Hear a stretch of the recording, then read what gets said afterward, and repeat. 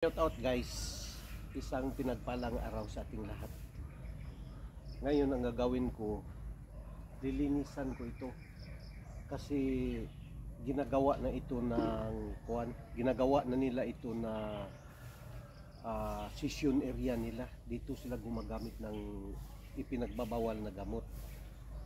So ang gawin ko ngayon, kasi kahit sa araw andito sila guys, nakakatakot talaga ngayon. Kasi wala na talagang control ang gumagamit ng shabu. Dahil kahit yung mga taga-barangay ngayon, wala na yung mga bifats. Dati may nagro-ronda dito na mga bifats kung gabi. Pero ngayon, wala na. Mula noong si Marcos na ang presidente, siguro siyempre takot din sila kasi pati ang mga pulis, parang wala na talaga silang control sa droga.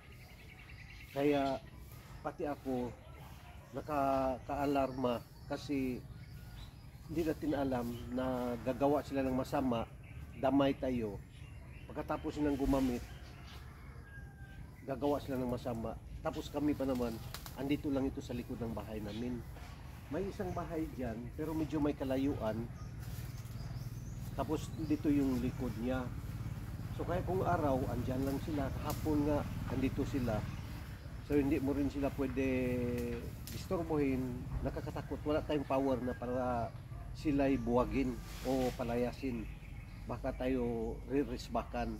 So ang gawin ko na lang ngayon, linisan ko na lang ito para ma-open ito. Tapos kung kaya, kasi ang barangay wala talagang pakialam. Kahit lang man ilaw dito, yung street kasi ito Daanan yan kanina. Daanan. Wala lang man kailaw-ilaw dito pagkagabi. Madilim na madilim talaga dito. So, ayun, shout out sa ating PNP Chief Director Marbel. Ito yung sinasabi mo na hindi lahat na nagsasyabu ay drug addict. Kung di pang-extend lang nila ng oras nila sa trabaho. Paano itong gumagamit dito ngayon ng mga syabu na walang mga trabaho ito? Ang trabaho nila pag-araw yan gumagala hanggang sa gabi. Gumagala sila dahil naghahanap sila ng mapagnakawan nila. Yun ba yun? Tama? Tama ba yun, Marbil? Tama ba yung ginagawa nila? Para ma-extend yung oras nila na para makagawa sila ng pagnanakaw nila sa mga malalaking establishment. Mall, ganun. Pinupuntahan nila yun. Nagdadayo yan sila. Kaya pagka andito yun sila sa oras na hindi sila nakapunta ng mga area nila kung saan sila gumagawa ng mga kalukuhan, dito sila magtatago. At saka yung babae na spokesperson ng PNP, yung may alum dito, malaking alum, tama yun, no? Tama pala yun sa inyo, ganun. Yun ang ginagawa na hindi drug addict pala ang tao gumagamit ng shabu, kung di pang-extend lang nila ng oras. Ngayon, pang-extend nila sa oras nila para makapagnakaw sila. Para kahit ating gabi, makalakad-lakad sila dito. At wala nang pumipigil sa kanila. Tama naman din yun.